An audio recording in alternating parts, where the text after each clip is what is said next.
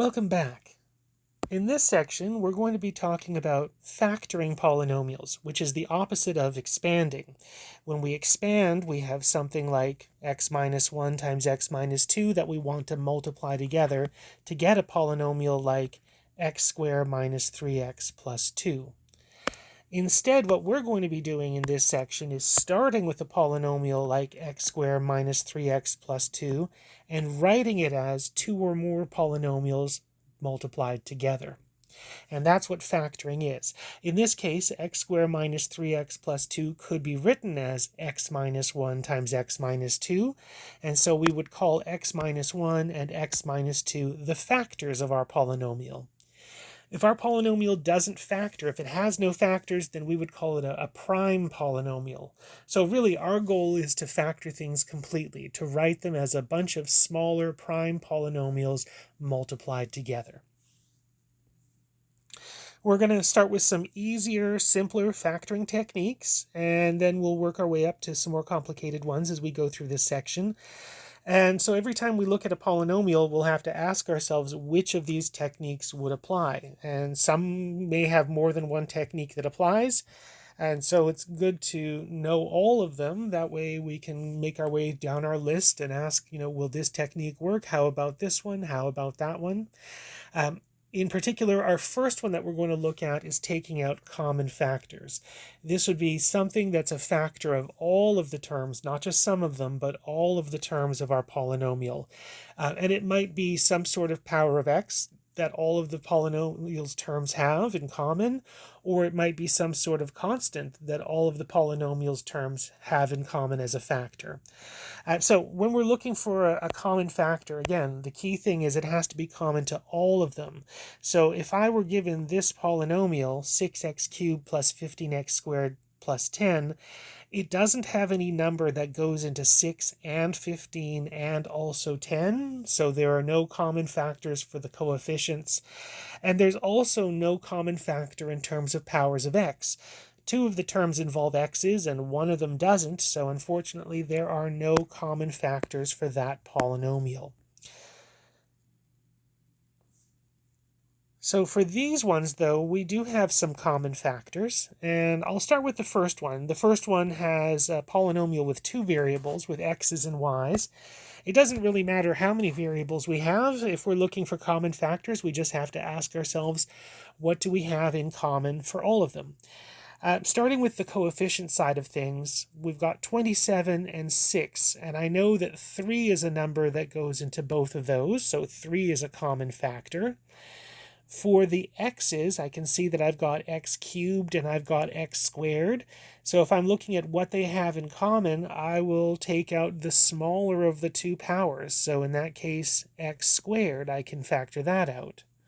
And same thing with the y's. I see I've got y squared and a y to the 4. So again, I can take out the smaller of the two powers. I can take out y squared. And then now I can see what I have left behind. So when we're seeing what's left behind, we're essentially doing division, right?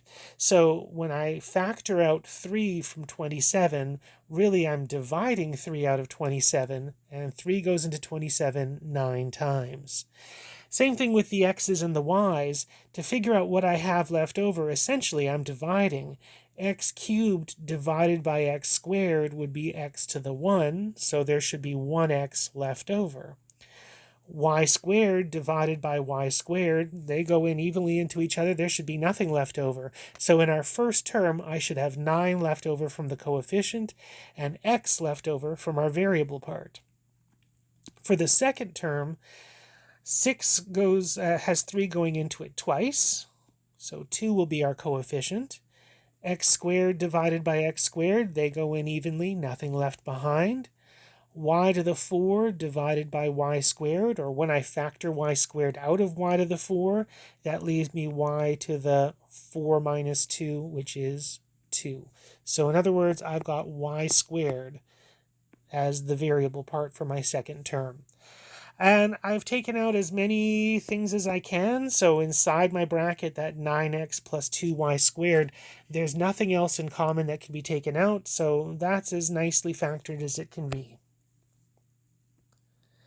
Now, when we're looking for common factors, though, they don't always necessarily need to be a single variable or just a single number.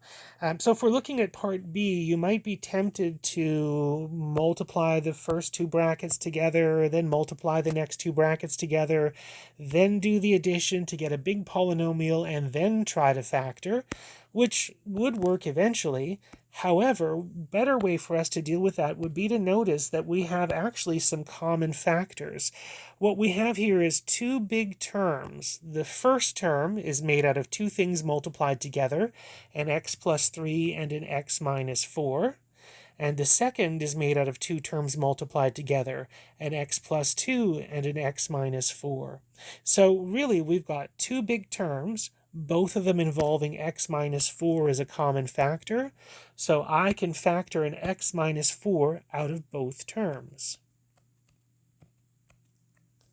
So from the first term, once I've removed the x minus 4, there'll be just an x plus 3 left over. And from the second term, once I've removed the x minus 4, there'll just be an x plus 2 left over. And then the only thing really left for me to do is now just simplify inside that second bracket. I've got an x plus an x, I've got 2x. I've got 3 plus 2, I've got 5. So I've got x minus 4 times 2x plus 5.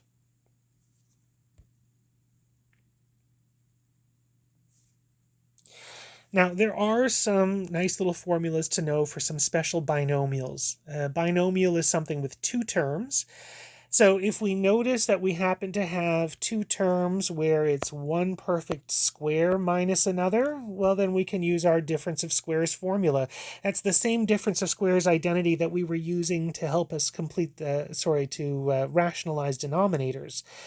So here, if we notice that we've got one perfect square minus another, then we can rewrite that as the two conjugates multiplied together. We've got a couple of other little complicated formulas for what if we have a perfect cube minus a perfect cube, or a perfect cube plus a perfect cube. So we have a nice little formula to use for both of those, the difference of cubes formula and the sum of cubes formula.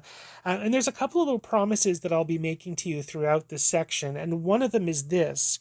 For the difference of cubes formula and the sum of cubes formula, there's this second factor, which will turn out to be some sort of a quadratic. And for both of those will not factor any further. Maybe you'll be able to take out a constant as a common factor, but that's about as far as it will go, which means that for the difference of cubes formula and the sum of cubes formula, basically once we've used them, then we're sort of finished. We're going to see, though, that's not the case with the difference of squares formula. We might apply the difference of squares formula and then still have some other things left for us to do.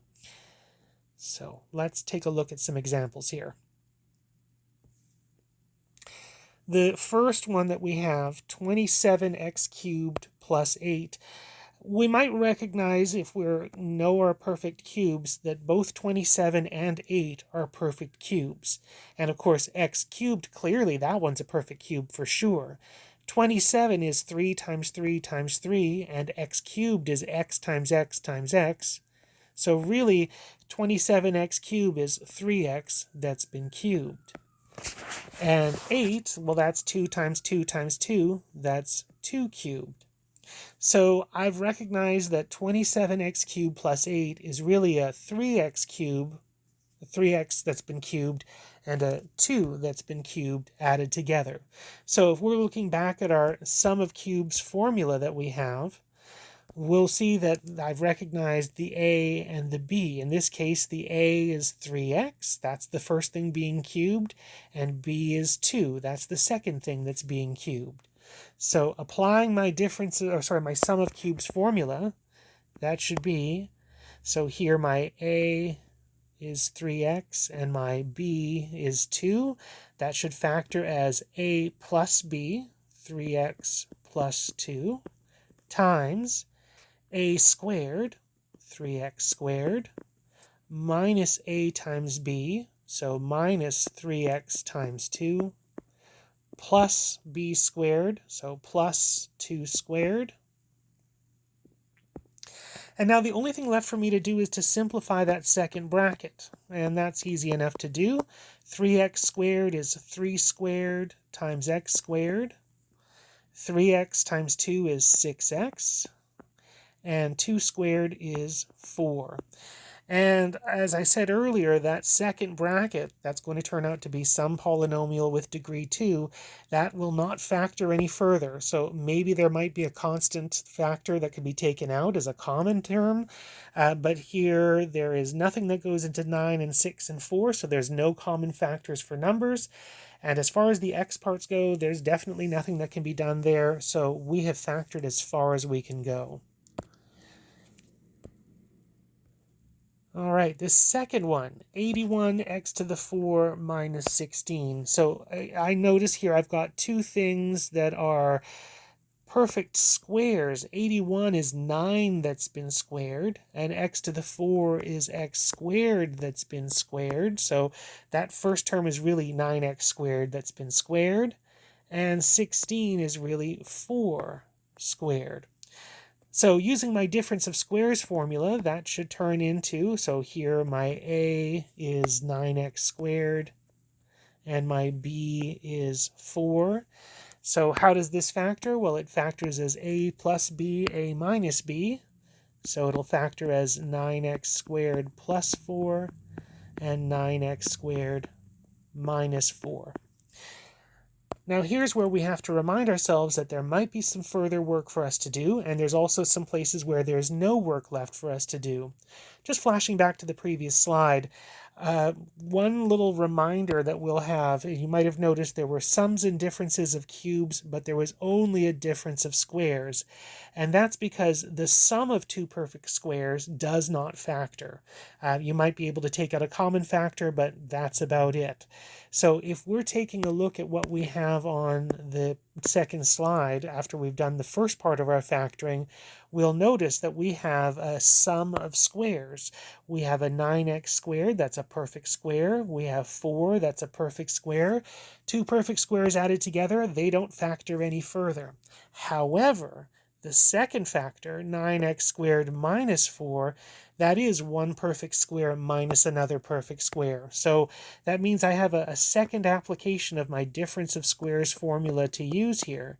9x squared is 3x that's been squared, and 4 is 2 that's been squared. So this should factor as 3x plus 2, 3x minus 2.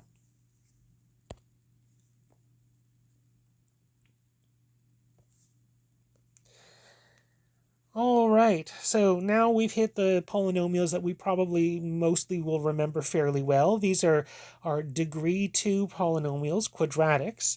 These are ones where the x term the x squared term has a coefficient of just 1. So we don't have 3x squareds or 5x squareds or anything like that, or even a negative 1x squared. It's just plain old x squared.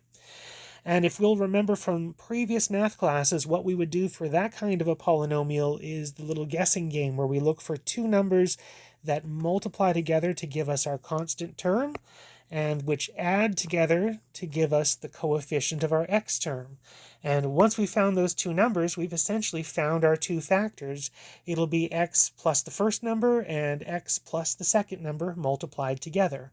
And again, another promise here, if you can't find two numbers that make that happen, that multiply together to give you your constant and add together to give you your x coefficient, well then that polynomial doesn't factor any further. So let's take a look at this first example that we've got here, x squared minus 2x minus 35. I need to find two numbers that multiply together to give me negative 35, and I need to find two numbers that add up together to give me negative 2. So if I go through my list of things that multiply to 35, there's not lots of them. It's 1 and 5, there's 5 and 7, that's kind of about it. And if I want them to multiply to negative 35, one needs to be positive, one needs to be negative. So if I think about the numbers negative 7 and positive 5, they definitely multiply together to give me negative 35. They definitely add up together to give me negative 2. So that means that my factors should be x minus 7 and x plus 5. For the second one, we've got x squared plus 4x minus 12. So we need numbers that multiply together to give us negative 12, and numbers which add up together to give us positive 4. So there's lots more factors for 12 here, 1 and 12, 2 and 6, 3 and 4. If I think about who is going to add up to 4 and multiply out to negative 12, I might think about positive 6 and negative 2. They multiply together to give me negative 12. They add up together to give me positive 4. So it looks like my factors should be x plus 6 and x minus 2. Just as one little aside before we take a little pause here, because expanding is the opposite of factoring, that means that anytime you're factoring, you can check your work. So if I wasn't 100% convinced that my answer was right, I could check my work by just actually multiplying out x plus 6 times x minus 2. And so if I did that, hopefully I would get my original polynomial back. X times x times negative 2, 6 times x, 6 times negative 2, and I do get my original polynomial back, which means that my factoring must have been correct. And of course, if I don't get my original polynomial back, then that means I was wrong with my factoring and I need to try again.